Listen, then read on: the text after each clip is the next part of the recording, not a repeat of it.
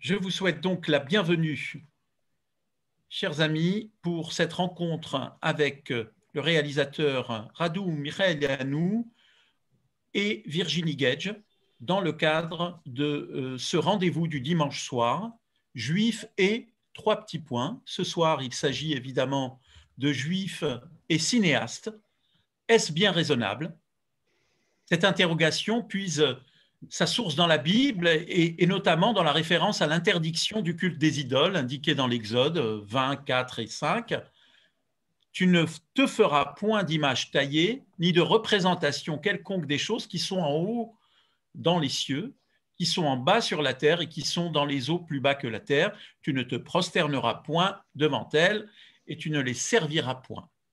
Malgré cette interdiction explicite, ou peut-être bien à cause de la frustration que cela a pu provoquer, on observe la réalisation de nombreux films qui se passent d'abord dans le monde du shtetl, en yiddish, puis ce sont des générations entières de familles juives qui s'investissent dans toutes les professions du cinéma hollywoodien ou new-yorkais, avant d'observer le développement d'un cinéma israélien, fer de lance, de multiples festivals du cinéma juif qui existent aujourd'hui à Toronto, Tel Aviv, Paris, Jérusalem, Nice, Genève ou San Francisco.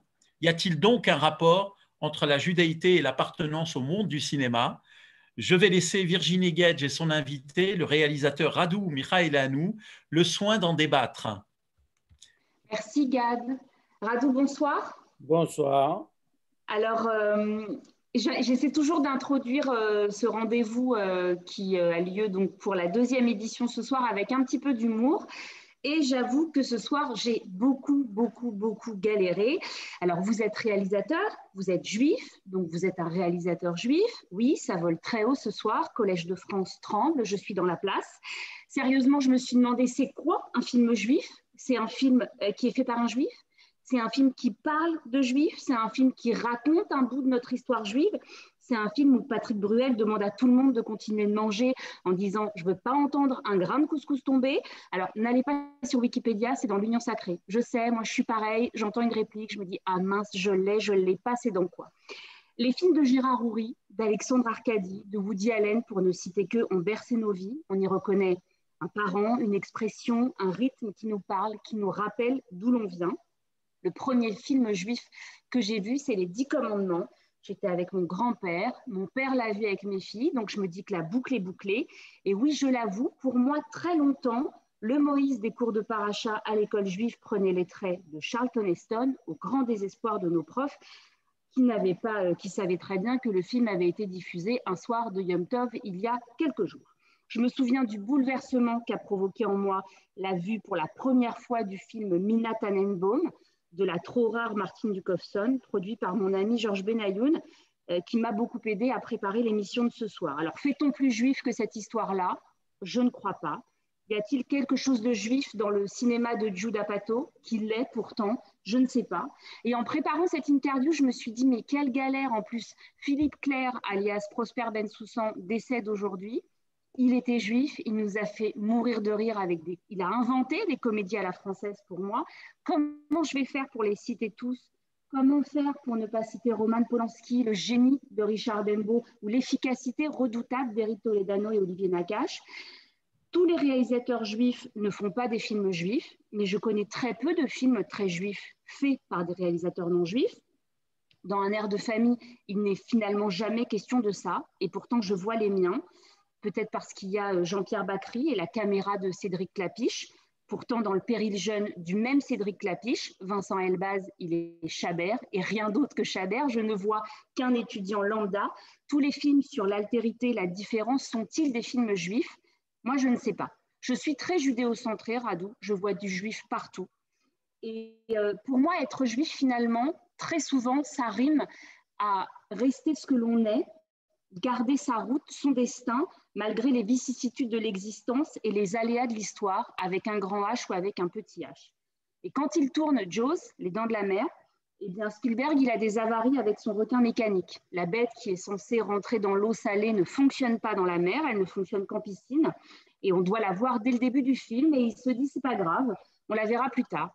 Et il tourne cette scène glaçante, géniale, où on voit une fille qui prend un bain de minuit, qui se fait balloter de droite à gauche par quelque chose dans l'eau qu'on ne voit pas. Et nous, on est des spectateurs terrifiés. Et le génie de Spielberg, c'est de nous faire peur, alors qu'en fait, on ne voit rien, et qu'en vrai, sur le tournage, la fille est ballottée sous l'eau par deux plongeurs. Et si ça, c'est pas un truc juif pour moi, bref. Rado, je suis très, très, très heureuse que ce soit vous et pas un autre ce soir pour nous parler de ça, parce que j'ai pleuré devant Train de vie, mais aussi devant tous vos films, que ce soit Le Concert, La Source des femmes. Vous avez permis à tous les parents juifs névrosés que nous sommes, qui avons grandi à coups de roumage sur la tête avec en fond sonore « Marie-toi avec un juif ou je te tue », de faire mieux avec nos propres enfants en leur disant cette phrase comme un mantra va, vis et deviens. Et franchement, c'est quand même un principe d'éducation vachement plus cool. Et donc pour ça, je voulais vous dire merci. Et je voulais vous poser cette première question tellement simple et compliquée. Pour vous, c'est quoi un film juif? Bah, j'en sais rien. C'est-à-dire, vous l'avez dit vous-même, parce que je ne saurais pas dire et j'avoue que je ne sais pas reconnaître, sauf bon, des grands classiques. Des grands classiques, oui, de Woody Allen, Mel Brooks, Yentl, To Be or Not to Be. Oui, là, l'évidence est que ce sont des films juifs. Après, je ne saurais pas définir un film juif par le style, si je peux dire. Après, par les sujets, c'est beaucoup plus facile. Quand ça traite d'une manière que nous connaissons par la tradition et parce que nous sommes, même si nous sommes aussi divers que tous les peuples du monde, à l'intérieur de notre propre peuple, et on sait bien le balagan que c'est en Israël où on s'engueule entre nous parce qu'on est très très différents les uns des autres. Mais non, je ne saurais pas définir ce que c'est un film juif, et ce n'est pas parce qu'on met un violon à un moment donné que ça devient tout de suite juif. Ou une clarinette. Non, je ne saurais pas définir par le style et même parfois des sujets qui paraissent juifs ne le sont pas. Je ne vais pas rentrer dans des polémiques, mais non, mais on voit tous très bien de quoi vous... Non, mais parce qu'il y a aussi, c'est vrai, il y a aussi des juifs qui font des films. Est-ce qu'on peut dire que c'est des réalisateurs juifs? C'est un autre débat, mais je suis d'accord avec vous, mais c'est vrai que moi, ce qui m'intéresse, c'est votre œuvre. Est-ce qu'on peut dire quand même que Train de vie, Va, vie et devient sont plus juifs que d'autres films que vous avez faits? Oui, ça oui. En tout cas, ça traite de sujets qui sont plus proches du destin du peuple juif, comme même l'histoire de l'amour. C'est clair que l'histoire en elle-même, elle est plus juive. Après, par exemple, La Source des femmes, on peut s'interroger, même si c'est un film qui traite effectivement de l'histoire des femmes plutôt arabes, est-ce que dedans, à cause de moi, même si j'ai essayé de coller au plus près de la subjectivité des femmes arabes ou musulmanes, est-ce que quelque chose d'inconscient dedans, quand même, ça s'est glissé de mon identité, de ma façon de penser, du doute qui est très juif, c'est-à-dire de l'interprétation, de ne pas avoir des certitudes et de ne pas asséner de certitudes. Est-ce que même dans La Source des femmes, ce virus qui nous habite s'est éventuellement glissé? Ça, j'en sais rien. Mais effectivement, les autres que vous avez cités sont évidemment beaucoup plus juifs, si on veut les cataloguer dans ce tiroir-là. Ça ne vous intéresse pas de les cataloguer, vos films, dans ce tiroir-là, disons-le clairement? Je le dis clairement, je ne me pose pas cette question jamais. Après, ça me fait très plaisir lorsque j'arrive à traiter quelque chose de l'histoire du peuple juif et que ce traitement touche et arrive aussi chez les juifs, bien sûr. Mais on a toujours été à la fois juif et à la fois universaliste. Donc on a toujours cette double préoccupation, à la fois de demeurer ce qu'on est, avec tout ce qui nous habite et avec toute la mémoire inconsciente et l'ADN qu'on a hérité depuis des générations, et à la fois s'adresser, si je peux dire, au peuple juif, mais à la fois d'essayer de faire réfléchir tout le monde, d'être universel. Donc, La source des femmes, c'est un film que moi je trouve très beau et qui est très particulier, je trouve, dans votre filmographie. J'ai lu que vous aviez trouvé un village où tourner qui vous rappelait aussi la campagne où vous avez grandi en Roumanie, donc c'est pas finalement très très éloigné de vous. Mais est-ce que quand on décide de faire ce film-là, on se dit, allez, je vais aller ailleurs, je vais essayer d'aller explorer d'autres choses. Est-ce que c'est quelque chose qu'on verbalise? non, et je crois que ce n'était pas la motivation. La motivation qui m'habite souvent, c'est aller vers l'injustice et essayer de trouver des clés contre cette injustice. Et ça, pour moi, c'est très juif aussi. C'est-à-dire aller, la source des femmes, pour moi, c'est un combat. Et j'avais senti à cette époque-là, j'avais commencé à l'écrire en 2004 ou 2005, je me rappelle, on a fini comme par hasard en 2010, au moment où le dernier jour de tournage, c'était le jour où la révolution a éclaté en Tunisie. Mais au moment où on a commencé à l'écrire, on avait ressenti avec mon ami Alain Michel Blanc, qui est mon co-scénariste et mon meilleur ami, on avait senti que quelque chose allait bouger dans ces pays dictatoriaux et plutôt grâce aux femmes. On pensait que la révolution pouvait arriver à travers les femmes. Donc c'est là où on s'est mis à écrire et à réfléchir. Bon, après, il y avait eu un fait divers, il y a eu Lysistrata.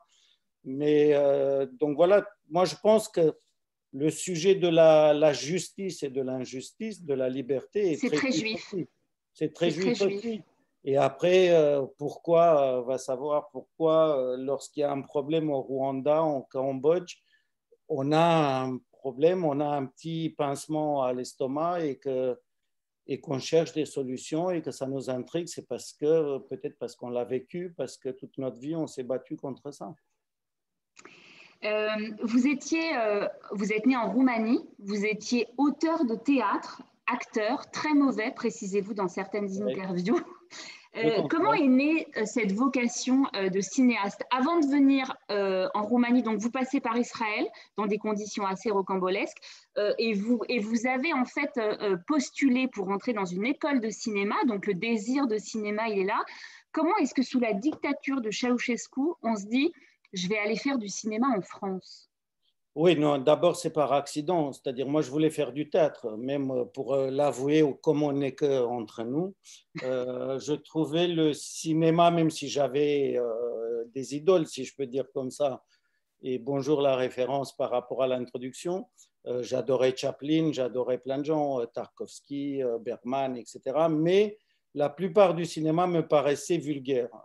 Et j'étais un grand, grand amoureux du théâtre, parce qu'aussi, à l'époque, le théâtre roumain était assez fort et que je trouvais, en tout cas, grâce au théâtre, un langage où on pouvait même combattre en Roumanie la dictature, en faisant semblant de dire des choses banales ou de reprendre juste une pièce de Shakespeare ou autre chose. Mais entre les lignes, tout le monde comprenait qu'on se moquait de la dictature. Donc, moi, je voulais absolument pas faire du cinéma. Et d'ailleurs, avant d'arriver en France, je n'avais pas pris une photo de ma vie. Mais accidentellement, mon père, qui est parti dans des conditions un peu rocambolesques aussi en France, entre guillemets en repérage, parce qu'il m'a dit il faut que tu te barres, parce que sinon je risquais de finir en prison avec les pièces que j'écrivais avec ma troupe de théâtre clandestine.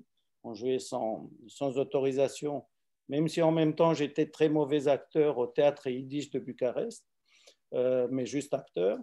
Donc mon père, en rentrant à Bucarest, m'a dit pas de bol, il n'y a pas d'école de mise en scène de théâtre en France. Il faut que tu sois d'abord acteur, mais comme je parlais mal français, je ne pouvais pas être acteur, pour devenir ensuite metteur en scène. Donc il m'a dit, par contre, il y a une grande école de cinéma, à l'époque ça s'appelait l'IDEC, aujourd'hui ça s'appelle la FEMIS, et tu peux candidater sur titre depuis l'étranger, mais bon, il ne faut pas que tu renvoies directement cette candidature en France, sinon l'État roumain sera au courant. Donc, on a envoyé clandestinement par une filière un peu complexe en Israël, chez des amis qui ont envoyé en France et eux qui recevaient la réponse. Et le code était « ma fille a été reçue ». Très bien. C'était moi la fille. D'accord, très bien. Donc, je suis allé à l'école de cinéma par accident et pour émigrer, pour m'enfuir. Et après, je suis tombé amoureux du cinéma. D'accord. Le petit passage en Israël, les quelques semaines en Israël où vous attendez un visa pour la France, où c'est très compliqué, vous vous dites pas que vous allez rester? Si, à un moment donné, parce qu'il n'y avait pas d'issue, c'est-à-dire je ne recevais pas de visa parce que ce gentil Giscard avait signé une convention avec Ceausescu disant que tout Roumain se trouvant à l'étranger ne peut pas demander le visa pour la France sans l'autorisation de l'ambassade de Roumanie dans le pays. Mais comme moi, je D'accord. m'enfuyais, je ne pouvais pas aller à l'ambassade de Roumanie à Tel Aviv ou à Jérusalem, sinon je ne serais jamais sorti. Donc j'ai mis du temps, mais longtemps, la possibilité, alors que j'étais reçu à l'IDEC et il était déjà mi-novembre, les cours avaient commencé en octobre et tout le monde se demandait pourquoi j'arrivais pas à l'école. Et moi, j'étais bloqué en Israël et il y avait effectivement de risques que je ne reçoive pas le visa. Donc, je commençais à m'en renseigner quelle école de théâtre ou de cinéma il y avait en Israël. Mais là aussi, je ne pouvais pas demander l'asile politique directement en Israël. Donc, les officiels israéliens, donc je me suis renseigné, puisqu'il y avait un pacte aussi entre Israël et la Et la Roumanie Roumanie? et un quota d'immigration, etc. Mais c'est les Israéliens eux-mêmes qui m'ont dit, il n'y a pas de problème, tu vas à Malte, tu demandes l'asile politique à Malte et tu reviens en Israël en tant que Maltais. Et en tant que Maltais, on peut te donner l'asile politique. Donc voilà, j'étais assez loin dans ces recherches et dans ces démarches. Et après, heureusement, in fine, le visa français est arrivé, donc je suis parti. Vous disiez tout à l'heure que vous étiez un amoureux du théâtre et sans faire offense à votre talent de réalisateur, moi je salue surtout votre talent d'écriture, les histoires que vous arrivez à produire et à nous raconter. Vous définissez comme un scénariste qui fait de la réalisation ou comme un réalisateur qui travaille bien ses histoires? Je dirais que tout est important. Le cinéma, le problème, c'est, bon, Hitchcock le disait souvent, un film, c'est d'abord une histoire, une histoire, une histoire. Truffaut était du même avis. Donc oui, effectivement, je suis très concerné, très soucieux que l'histoire soit bonne. Je crois peu, même s'il y a eu des exceptions, qu'une histoire médiocre puisse faire un grand film. Après, une très très bonne histoire, un tout petit peu moins bien réalisée, ça peut encore faire un bon film. Donc effectivement, j'écris beaucoup, je suis très exigeant et un peu sadique avec moi-même parce que, comme vous l'avez saisi, je vais très lentement parce que je déchire beaucoup et que j'abandonne beaucoup ce qui ne me semble pas bon. Euh, Après, effectivement, j'aime bien les réalisations discrètes. Ça aussi, je suis plutôt adepte de Truffaut que de Godard, en tout cas du Godard de la deuxième époque, où je pense qu'une mise en scène la plus discrète possible, après, il faut que ça soit une vraie mise en scène, c'est pas non plus tourné avec un iPhone comme un film de vacances. Il y a une vraie mise en scène, mais je crois que plus on est discret, plus on s'efface en tant que metteur en scène, mieux on aide l'acteur, l'histoire et le spectateur à se rencontrer. Donc c'est pour ça que peut-être en apparence, la mise en scène n'est pas très baroque ou rocambolesque. C'est une Mais vraie volonté une de donner vraie quelque chose volonté. d'épuré pour servir l'histoire, au contraire? Oui, après, si vous regardez attentivement, c'est l'histoire qui m'impose des mises en scène différentes. Par exemple, Le Concert, qui est un film quand même assez imposant, si je peux dire, avec toujours à peu près 50 personnes dans le Dans le cadre. champ, ouais. C'est un film un peu plus, entre guillemets, à l'américaine, avec une mise en scène ample, avec des plans aux grues, etc., etc. Alors que La Source des femmes, comme c'est un film minimaliste où il faut rester quasiment documentaire, quasiment tout le film est fait la caméra à l'épaule. Et je me suis refusé absolument des gros moyens. Je crois que j'avais même pas pris de travelling, c'est-à-dire en machinerie. Je voulais pas. Je voulais m'imposer de rester proche des femmes, proche des êtres humains et quasiment faire semblant que c'était un documentaire. Donc voilà, chaque sujet m'impose une mise en scène, des choix de mise en scène, comme des choix de jeu d'acteur. Train de vie, c'est encore autre chose. Train de vie, je me suis beaucoup inspiré de Tex Avery, c'est-à-dire la tragédie était tellement grande et pesante qu'il fallait, à nouveau dans l'esprit juif, si je peux dire, il fallait presque aller vers Tex Avery, vers le dessin animé. Donc tout le jeu, et je me rappelle Clément Harari qui joue le rabbi, qui repose en paix, il me demandait toujours, mais pourquoi tu me demandes de jouer beaucoup plus vite, tout le temps, tout le temps, tout le temps? Et je lui ai dit, parce que c'est une comédie à la Lubitsch, à la Tex Avery, et que dans cette comédie-là et dans la culture ashkénaze, c'est pas oi, oi, oi, c'est oi, oi, oi. Donc, il faut que tu aies tout le temps en tête la musique de oi, oi, oi, que ça vienne vite, et que c'est le moteur de la paranoïa. Donc voilà. Un premier film comme Train de vie, aussi fort, Le deuxième. deuxième film, c'est quand même quelque chose qui est marquant pour les gens qui globalement, vous avez quand même fait des films très marquants. Enfin, moi, je discute avec des gens. Quand je donne votre nom, on me dit mais de qui tu parles? Et quand je dis bah, c'est le réalisateur de Va, vie et devient ou de Train de vie, on me dit ah mais oui, bien sûr.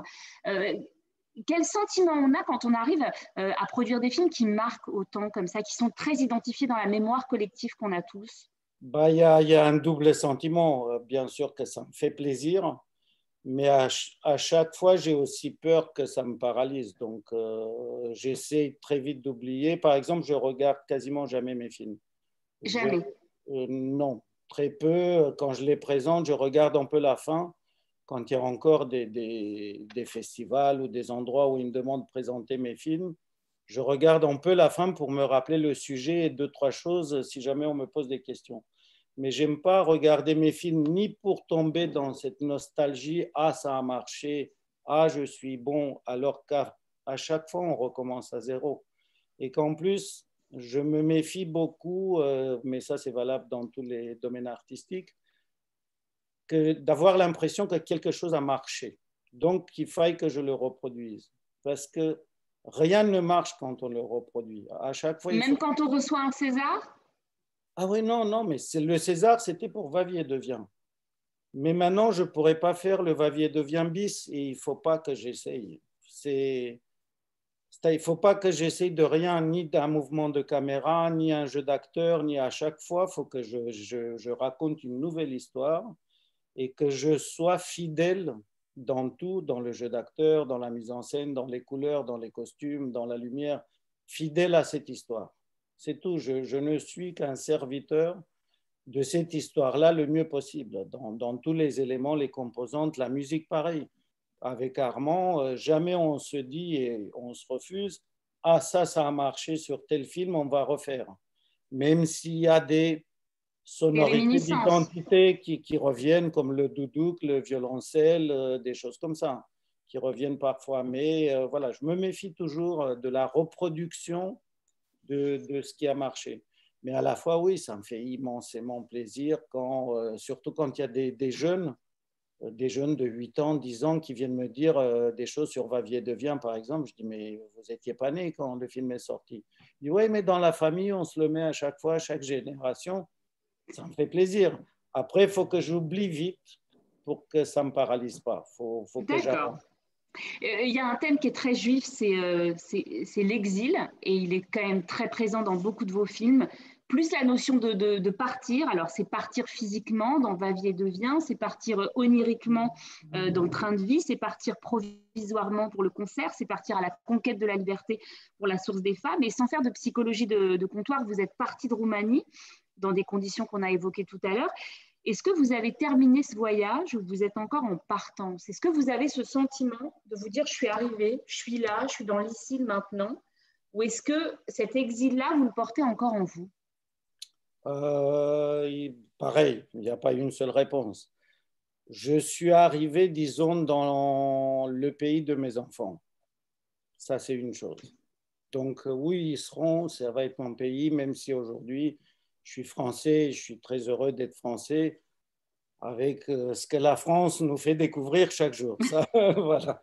Mais après, oui, j'ai, comme quasiment tous les juifs, j'ai chopé le virus de l'exil, du mouvement, ça, j'arrêterai jamais. C'est-à-dire, je serai toujours en mouvement et dans ma tête.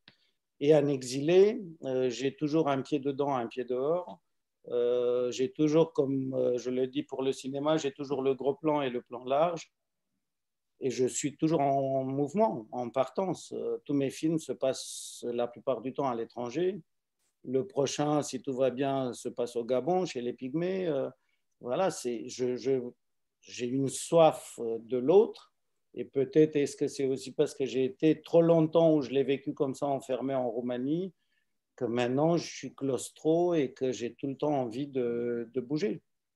C'est-à-dire qu'il y a une nécessité chez vous de rendre le message juif et universel, de l'adapter, vous le disiez, à d'autres choses et à d'autres territoires? Oui, mais ce n'est pas si rationnel et conscient, c'est inconscient. C'est pas que je suis comme ça.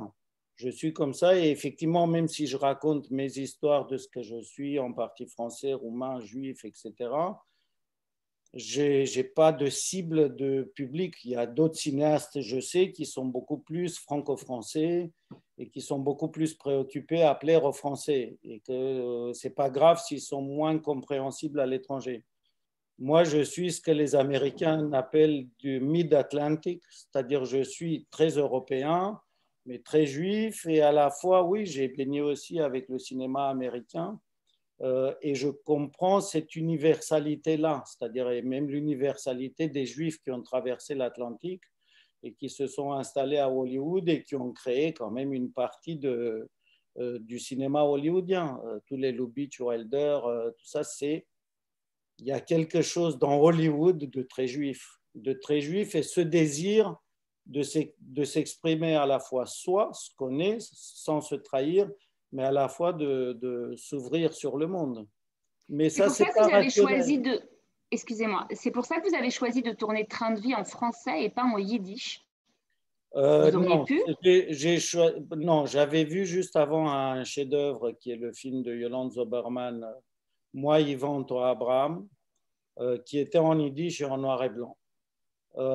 Et je me suis posé la question, déjà je voulais le faire en couleur, Tex Avery, voilà, que ça bouge dans tous les sens, que ça fasse comme un dessin animé.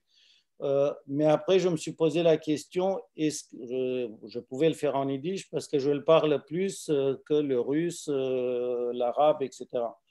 Mais ça me paraissait de l'enfermer.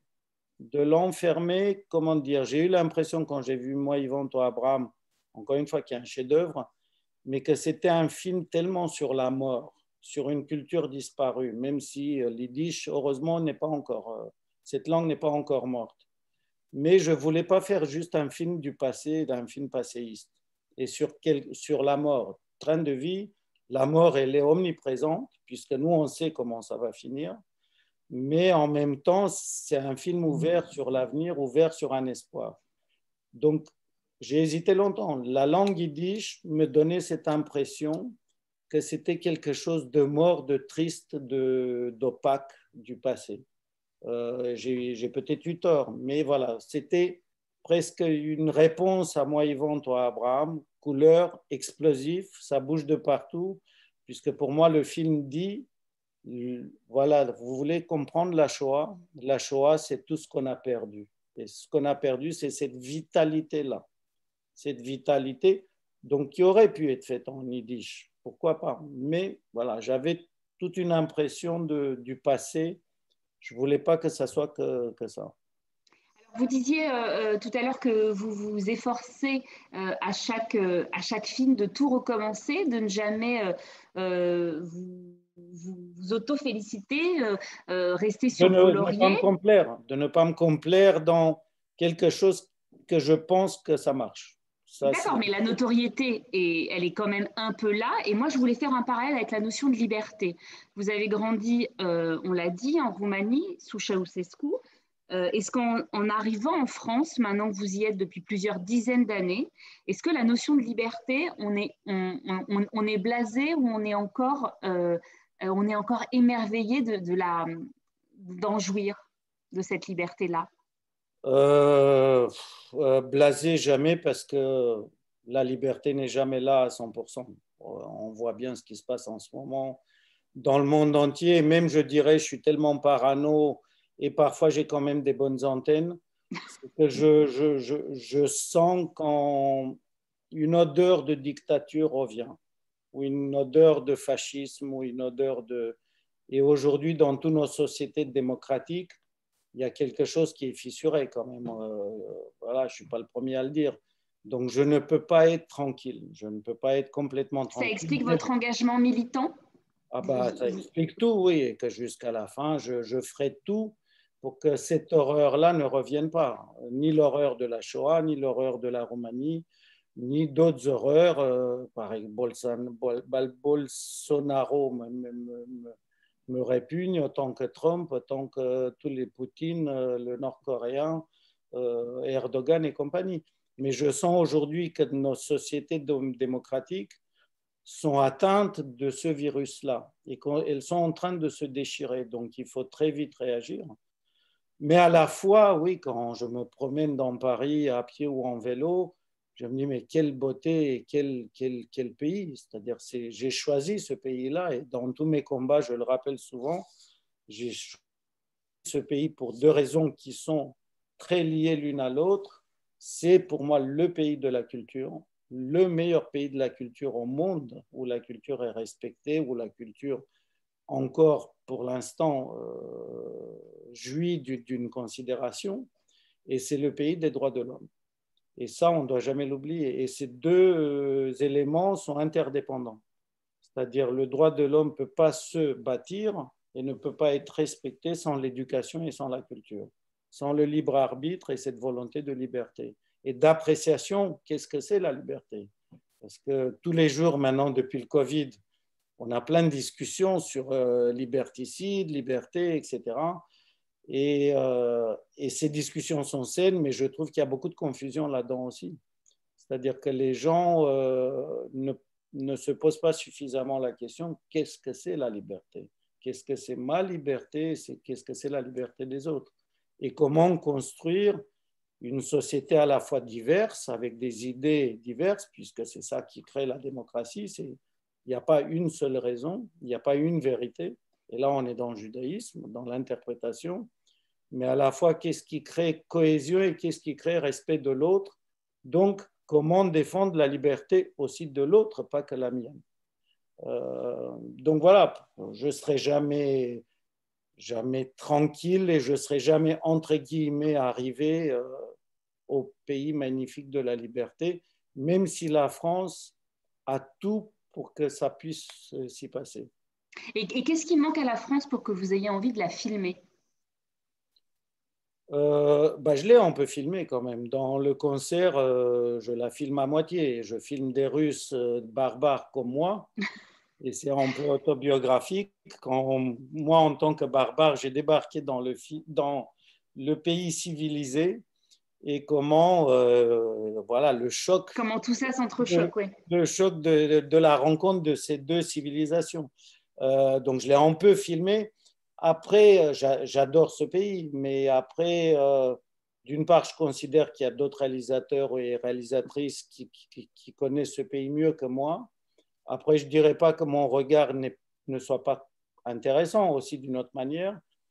Ça se fera. Mais bon, voilà, comme je ne peux pas tout faire à la fois, comme il y a tellement d'histoires fortes partout, et effectivement, celle qui m'attire beaucoup plus se passe à l'étranger, ou se passe avec des Juifs, ou ça se passe en Israël, ou voilà. Mais j'y arriverai. C'est-à-dire, quand une histoire me tombera dessus suffisamment forte et où je me dirai, il n'y a que moi qui puisse la raconter mieux que tout le monde, je le ferai. Alors, on le disait finalement, le cinéma, c'est s'adapter à énormément de contraintes. Est-ce que vous avez l'impression que votre histoire personnelle, dont on parle depuis le début, elle vous a permis de vous adapter à énormément de contraintes, qu'elles soient financières, qu'elles soient budgétaires, qu'elles soient climatiques? Comment est-ce qu'on fait sur un tournage? Je sais que un tournage, c'est beaucoup de galères et c'est parfois des enveloppes budgétaires qui se restreignent comme ça tout à coup. Est-ce que vous avez l'impression que vos premières années vous ont permis de vous adapter à beaucoup de choses et de trouver, comme je le disais au début pour Spielberg, le truc qui fait qu'on va dépasser toutes les contingences pour aller au bout de la chose, quoi? Il y a bien sûr qu'un immigré, tout immigré, et encore, il y a des gens qui ont vécu des histoires pires que la mienne, mais tout immigré est obligé de s'adapter. à plein de choses, à des cultures différentes, à des langages différents, à des comportements différents. Moi, arrivé en France, j'étais entre guillemets un paysan, c'est-à-dire je ne comprenais rien de comment il se fallait comporter. J'ai compris très tardivement ce que j'appelle moi le syndrome de 22 heures. En Roumanie, on appelait les amis dès qu'on ne se sentait pas bien, on les appelait, mais bon, là-bas, l'économie n'existait pas. C'était une économie d'État, donc les gens se couchaient très tard, on s'en fichait si on bossait bien ou pas le lendemain. Donc, on pouvait réveiller un ami à 4 heures du matin, lui dire on est malheureux, j'arrive chez toi, on parle. Ici, j'ai très vite compris qu'à 22 heures, fallait quand même fermer le téléphone, mettre un cadenas dessus et il fallait attendre le lendemain. Donc voilà, tout immigré s'adapte effectivement. Le manque d'argent, il existe, mais à la fois, je me disais tout le temps, même quand j'avais pas d'argent, je me disais oui, mais moi je suis en France, je connais tellement d'amis en Roumanie qui aimeraient être à ma place, donc c'est pas le pire des malheurs. Mais voilà, effectivement, et comme par hasard, mon premier film s'appelle Trahir, et qu'en fait, dans Trahir, même si je traite beaucoup de la dictature et tout ça, je me posais en fait la question, c'est dans la nature de tout, de toute vie sur cette planète et dans l'univers, de s'adapter, donc de la condition humaine aussi. Si on ne s'adapte jamais, on meurt. On sait bien qu'on doit s'adapter tout le temps à des conditions climatiques, économiques, politiques, etc. La question que pose le film, donc que je me pose moi tout le temps dans ma vie, et j'arriverai au cinéma, c'est à quel moment on ne s'adapte plus, mais on se trahit. À quel moment on dépasse la frontière? C'est-à-dire, donc, il faut s'adapter, il faut survivre, mais à Mais quel sans moment? compromission. Sans compromission, d'abord par rapport à soi, par rapport à ce qu'on est. À quel moment on dit, bon, maintenant, je suis devenu un salaud. Je ne m'adapte plus, je trahis ce que je suis, je trahis les gens autour de moi, etc. Donc, dans le cinéma, c'est la même chose. Dans le cinéma, bien sûr qu'on a une souplesse et parfois la contrainte est positive. La contrainte nous oblige à trouver des solutions meilleures que ce qu'on avait écrit, peut-être dans la facilité. Mais parfois, il ne faut pas se compromettre. Et parfois, il ne faut pas dire oui. Et parfois, il faut se battre coûte que coûte. Même quand on nous dit oui, mais il n'y a pas dans le budget, comme moi, je coproduis. Je dis, bon, bah, tant pis, on dépasse un peu, on prend le risque, mais on ne peut pas abîmer ce qu'on est en train de faire. Donc, on a tout le temps deux cerveaux. On a le cerveau qui s'adapte et qui dit, là, ça ne me coûte pas, c'est-à-dire, et l'œuvre ne me coûte pas. Et souvent, on a des discussions là-dessus sur le plateau où nous, on subit, on est au centre réalisateur et toute l'équipe, c'est des amis, mais souvent qui essaient de vous influencer d'aller d'un côté ou de l'autre. Donc, il y a des bonnes idées et parfois, il faut résister malgré la majorité qui vous dit, où je leur explique et ils comprennent. Ils disent, tu sais, toi, tu fais ce film-là, après tu fais un autre, après tu fais un autre. Moi, ce film-là, pendant toute ma vie, je vais regarder peut-être une scène et je vais dire, là, j'aurais pas dû céder.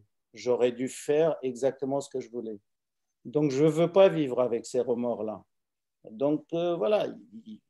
Donc, Et Rado, est-ce qu'on vous a déjà dit encore une histoire avec des juifs, encore une histoire avec de l'exil, tu veux pas faire un truc un peu plus mainstream, tout ça? Gentiment, hein, très peu, amicalement. non, très peu. Non, il y a deux anecdotes. On m'a beaucoup dit Shoah, oui, encore une histoire. Oui. La Shoah, ça, oui, ça, je l'ai entendu et surentendu. Et parfois, malheureusement, on me disait ça quand il y avait des vagues de fascisme et d'antisémitisme qui remontaient en France et que tu disais, bon, bah, comme quoi, voilà, on n'en a pas fait assez encore. Non, avec des juifs, pas trop. Il y a une anecdote, c'est quand j'avais déposé Train de vie qui a été compliqué, hein, parce que tout le monde avait peur de ce film. À l'époque, il n'y avait pas eu du tout un film qui traitait la Shoah de la manière tragicomique. Et très peu, surtout les non-juifs, ils avaient peur en disant, oh là là, les juifs vont nous tomber sur la tête si on Bien sûr. accepte de le financer, de le faire. Et j'arrêtais pas de leur dire, mais non, c'est la tradition juive d'essayer de rigoler de ce qui est pire au monde, mais de pleurer en rigolant, ou vice-versa, de rigoler en pleurant. Et ce qui est drôle, c'est qu'à l'avant sur EC, donc au CNC où on donne des aides, quand ils ont lu le scénario, la plupart de la commission ont dit que j'étais antisémite et que si j'écrivais ça, c'était contre les Juifs. Et il y en a qu'un qui me connaissait un tout petit peu qui leur a dit il est juif. Non, mais Elianou, c'est pas juif. Il dit si, il est juif. Et son père a été déporté dans un camp, il s'est évadé.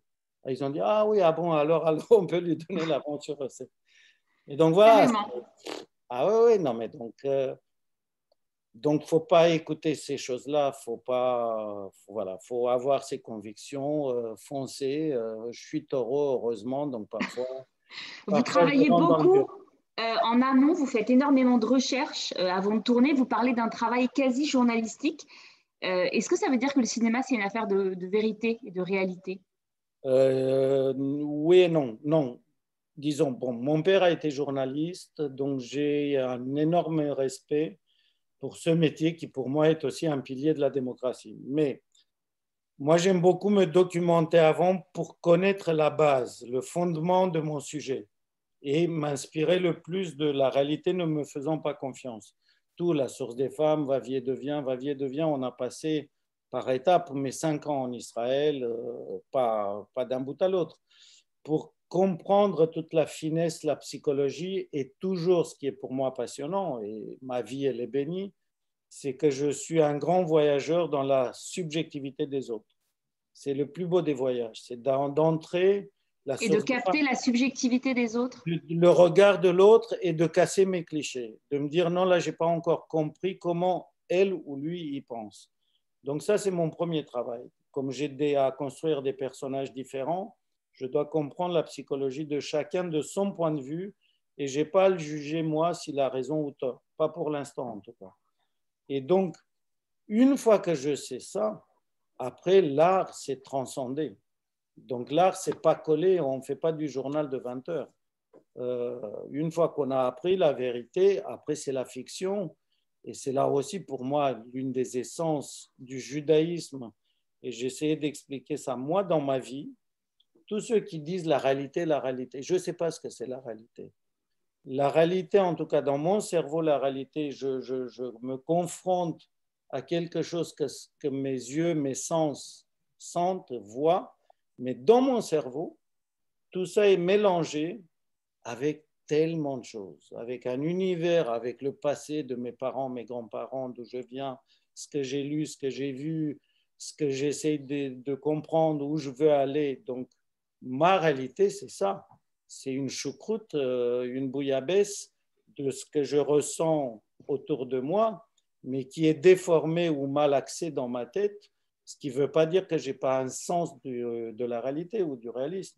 Mais je trouve que la réalité elle est beaucoup plus subtile et la réalité globale est imperceptible que de la résumer à une voiture qui passe, une lumière qui s'allume, un son. Je crois qu'elle est beaucoup plus complexe. Complexe que ça.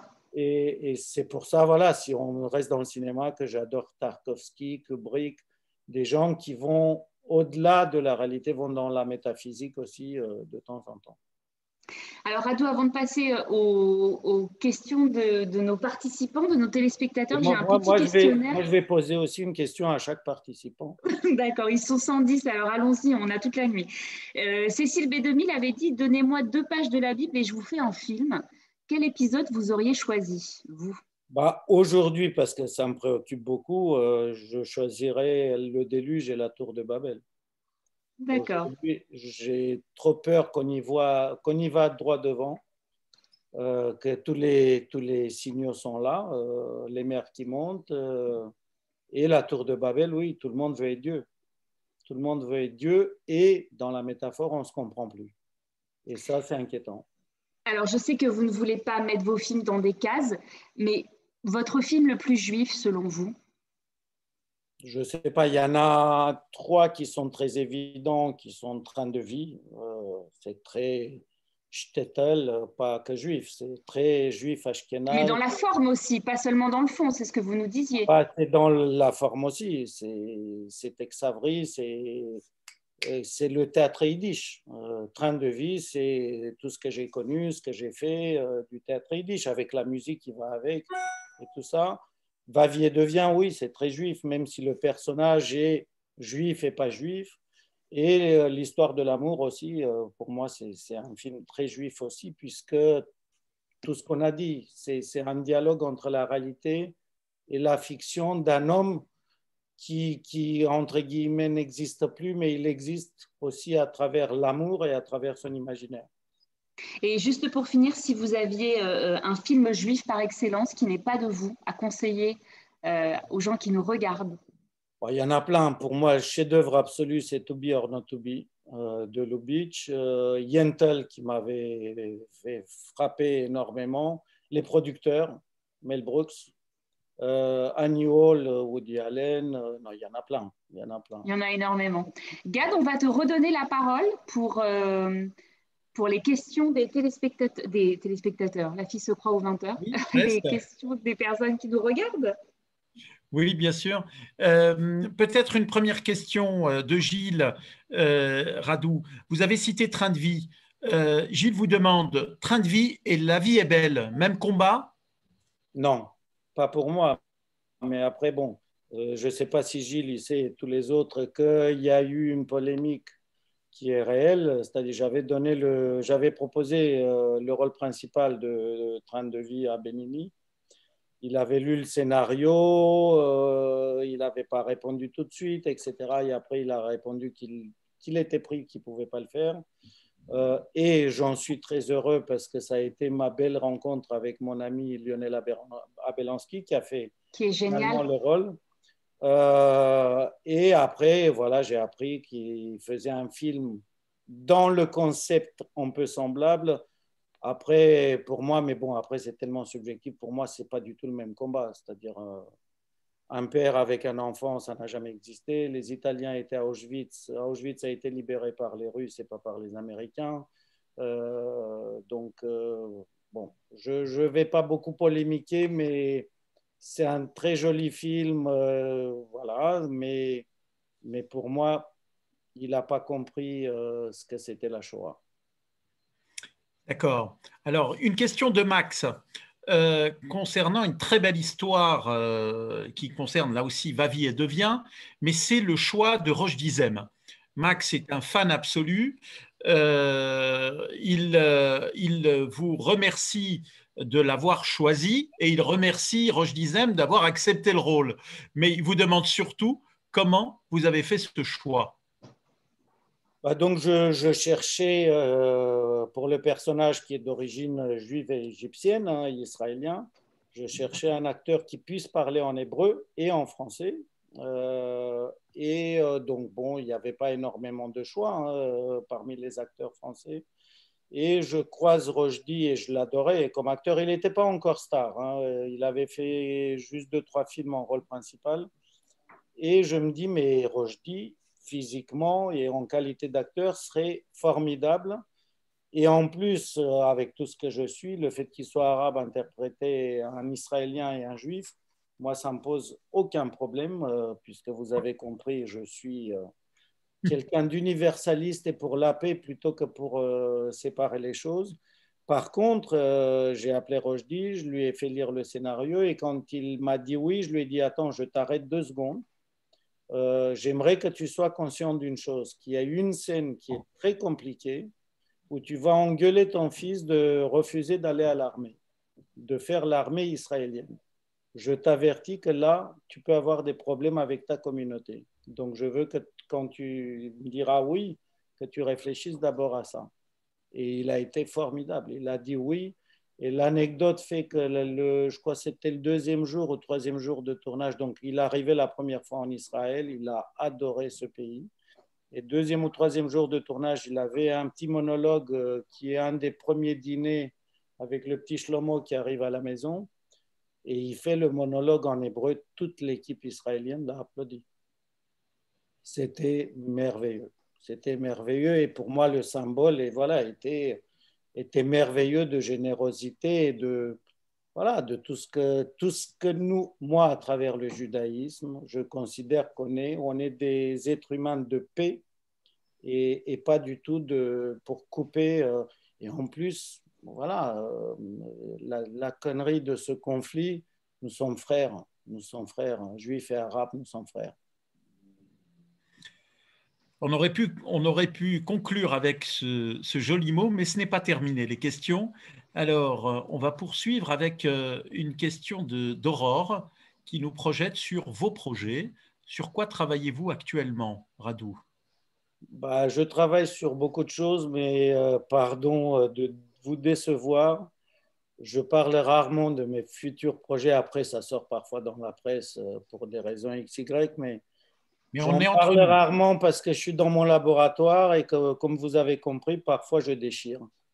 Donc, ça ne sert à rien et parfois ça me porte même pas de chance de trop en parler avant que ça existe. Donc, je vous en parlerai quand ça sera fait. Alors, rendez-vous est pris. Jean-François vous demande si vous vous verriez auteur de série. Je suis en train de travailler sur 2 séries. Ben voilà, on arrive à tirer les fils de ces projets secrets, mais on va… alors, une question de Gérardine qui résume bien le propos que vous avez tenu tout ce rendez-vous. Finalement, vous êtes bien un réalisateur juif. Il n'y a pas de doute. C'est fort possible, hein. Je suis désolé, mais c'est fort possible.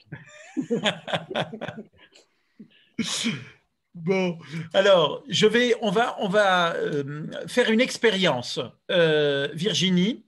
D'habitude, nous prenons les questions écrites.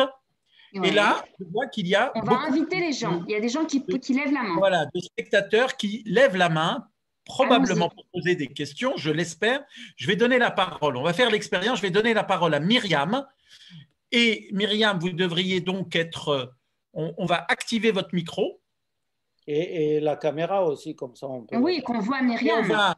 On va également demander à activer la caméra. Est-ce que, Myriam, vous voulez bien activer votre micro? En bas à gauche. Non?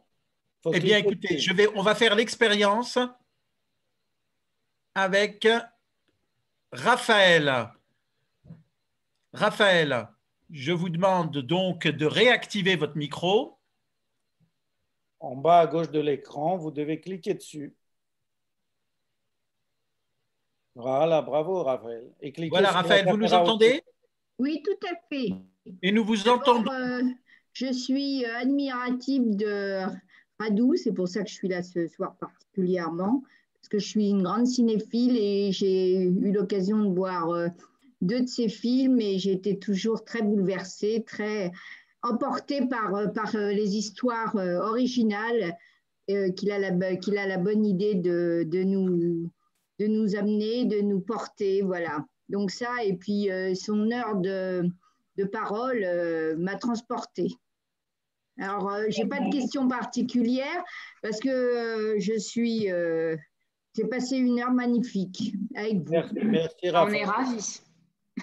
Avec tous, bien sûr. Hein. Merci, Raphaël. Voilà. On va essayer avec Gad. Gad, vous êtes avec nous? Vous activez votre micro et vous pourrez poser une question. Alors, ça, c'est pas évident. Hein? En bas à gauche. C'est pas simple. Hein? Le micro, il faut cliquer en bas à gauche sur le micro. Voilà, c'est tout. Il y a écrit activer ou désactiver le son. Et si vous cliquez sur désactiver le son, ça va s'activer. Alors, bon, je vois que Max a activé son micro. Max, vous êtes avec nous? Oui, bonsoir. Vous m'entendez? Bonsoir, Max. Allez-y, posez votre question. J'ai pas de question. Je l'ai déjà posé, ma question. C'était avec Rouge Dizem. Ah, très bien, c'est vous. Donc, moi. Et je vous appelle et je vous parle de Suède. Ah, formidable. Dans mon salon. Donc, c'est un honneur. C'est génial. Il est quelle heure en Suède, Max? C'est la même heure qu'en France. D'accord. Alors, allez-y, échangez directement avec Radou Michaelianou. Vous avez ce moment, Max. Rado, bonsoir. C'est un honneur. Tu sais, l'histoire de Rochdi, moi, je ne suis pas de confession juive. J'ai les mêmes, comment tu dis? J'ai les mêmes origines que Rochdi. Mais moi, je suis intéressé par tout. C'est pour ça que je suis là en live avec vous et surtout pour Rado. Et moi, je trouvais que c'était très courageux de sa part et que c'est un exemple, mais vraiment universel. C'est un être humain avant tout. Il s'en fout de la religion du réalisateur ou de sa propre religion.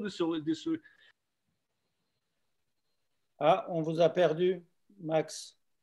Max, vous êtes avec nous? Vous avez recoupé votre micro. Allez-y. Voilà. Non, je disais qu'il ne mélange pas les genres.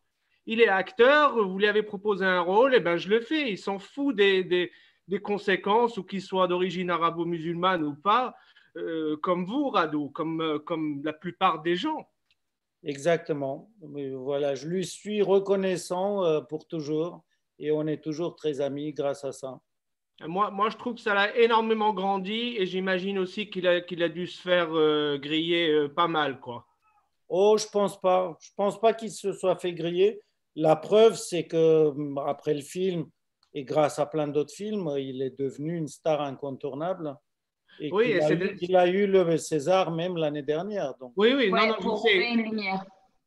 Non, je veux dire grillé par sa communauté, comme vous lui avez dit. Non, je pense pas. Après, vous savez, il y a des cons partout, hein, donc exactement. Il ne faut jamais tenir compte des avis des cons. Merci Il faut suivre la voie de son destin. Merci pour la leçon, Rado. Merci, Max. Merci. Voilà, bonsoir à vous. Je vous invite à recouper votre micro. Formidable. Eh bien, écoutez, voilà, je vais faire une dernière vérification sur les questions. En fait, il y a des dizaines de… Il y a surtout des félicitations. Il y a surtout des gens qui vous aiment, remerciements, de félicitations. Et beaucoup de gens sont heureux d'avoir passé ce moment avec vous, Radu. Merci beaucoup. Il y a une belle question là d'Auroras. J'aime bien la question. À partir de quel moment sait-on qu'un film, qu'une œuvre est terminée? Elle n'est jamais terminée parce que le public est toujours différent. Donc, en tout cas, nous, on arrive avec une proposition, mais c'est ça aussi qui est une leçon du judaïsme. Moi, j'aime beaucoup l'idée que Dieu ait donné le livre, mais que c'est à chacun d'apporter son souffle, que le livre ne sera jamais fini sans le souffle de chacun. Donc, nous, on apporte une proposition, mais c'est chaque spectateur ou spectatrice qui apporte son souffle. Et Rado, excusez-moi, à partir de quand une œuvre commence? Parce que vous nous disiez, je ne veux pas trop parler de mes projets, je ne sais pas exactement. À partir de quand c'est concret? Ça dépend de ce qu'on appelle le concret. Le concret, c'est le premier jour de tournage en croisant les doigts que ça ne s'arrête pas. Mais une œuvre commence quand ça commence à nous trotter dans la tête. Après, on se méfie beaucoup. Bon, moi, vous avez compris, je suis un grand parano. On se méfie beaucoup que ça soit une fausse bonne idée. Donc, je n'écris pas beaucoup avant que ça m'obsède et que ça m'habite. Après, je commence à prendre des notes, mais pas plus. Je ne construis pas encore. Et à un moment donné, quand ça vous envahit vraiment, quand voilà, tous les minutes, vous pensez à ça, sous la douche, en mangeant, en vous promenant, là, souvent, j'échange avec mon pote, Alain Michel. Et c'est parti. Et là, on commence à s'y mettre, c'est-à-dire les personnages, la structure, et aussi à chercher la vérité. Parfois, on découvre plus tard la vérité de ce qu'on fait. Parfois, ce n'est pas évident au début. Il nous est arrivé qu'au début, on croyait que c'était une histoire, même si on avait presque la fin, et qu'au fur et à mesure de la rencontre avec l'histoire se révèle à nous. L'histoire nous parle et nous dit « c'est pas ça, mon gars. En fait, c'est autre chose que je voulais te raconter. » Et parfois, c'est merveilleux. C'est merveilleux comme ce soir, en tout cas, Radu. Merci beaucoup d'avoir été notre invité. Gad, merci. On se donne rendez-vous la semaine prochaine avec juifs et enseignants avec Yanis Roder. J'ai adoré passer cette heure avec vous. Merci infiniment. Merci à Paris, à la Suède et à tous ceux qui étaient. Je vois plein de gens que je connais, Nicolas, Robert, enfin tout. Je vous embrasse très fort. Merci infiniment. Merci à vous. Merci Virginie. Au merci revoir. Gad. Merci, bientôt. Radou.